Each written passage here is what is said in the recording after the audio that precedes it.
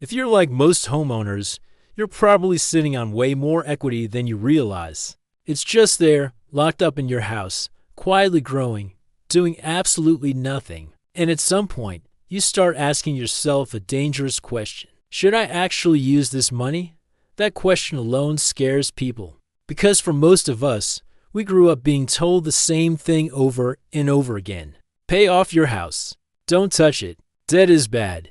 The house is sacred. And honestly, I used to believe that too. But once I got deeper into real estate, I started seeing the game differently. I realized something that completely shifted how I think about money. Equity is either working for you, or it's just sitting there making you feel safe. Now, don't get me wrong. Feeling safe matters. But feeling safe doesn't build wealth. So let me walk you through how I think about using a HELOC, why I decided to do it, and what you absolutely need to understand before even considering this move. A home equity line of credit is basically the bank saying, you've done a good job. Your house is worth more than what you owe, and we'll let you borrow against that difference. It's not a lump sum loan.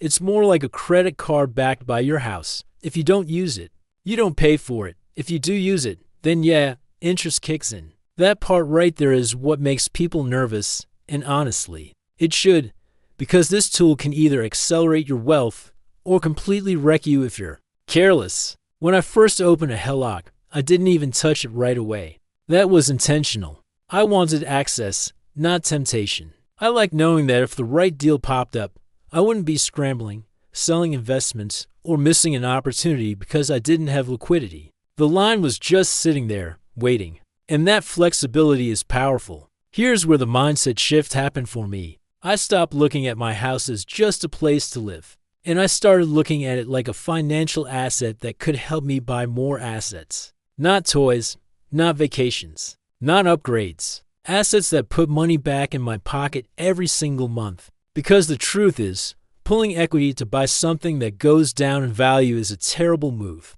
That's how people get burned. But pulling equity to buy something that produces income and appreciates over time, that's a different conversation. In my case, I used part of my HELOC to help fund a down payment on an investment property. Not the full amount, just enough to bridge the gap.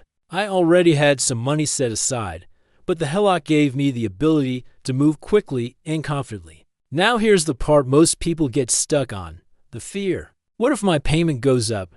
What if the property doesn't rent right away? What if something breaks? Those are fair questions. I ask them too.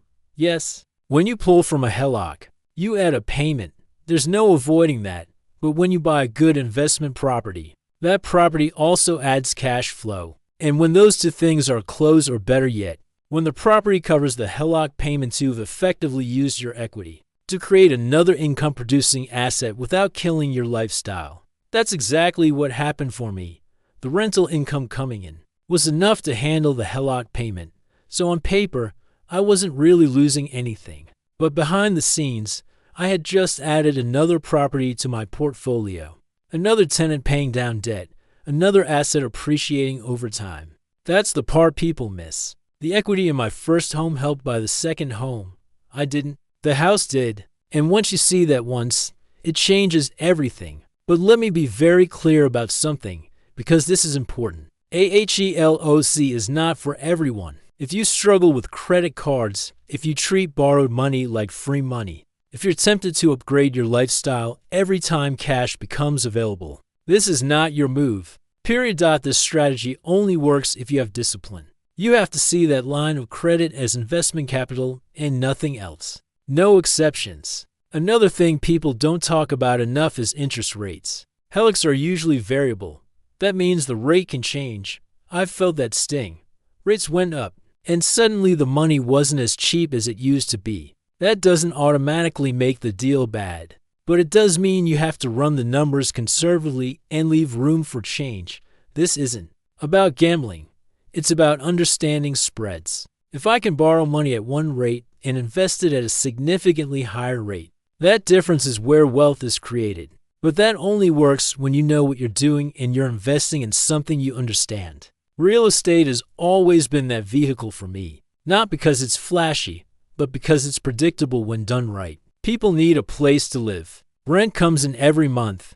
Properties appreciate over time, and there are tax benefits that most people don't even realize exist. Using a HELOC didn't magically make me rich. What it did was remove friction. It gave me speed. It gave me options. It let me act when opportunities showed up instead of watching them pass by. And that's really what this comes down to. Opportunity. Most people aren't broke because they don't make enough money. They're broke because their money is trapped. Trapped in equity. Trapped in retirement accounts. Trapped in places that feel safe but don't move. A HELOC is one way to unlock that money and put it back to work. Not recklessly, not emotionally, but strategically. So should you use a HELOC to invest in real estate? Maybe. If you're disciplined, if you understand cash flow, if you're investing, not consuming, and if you're playing the long game.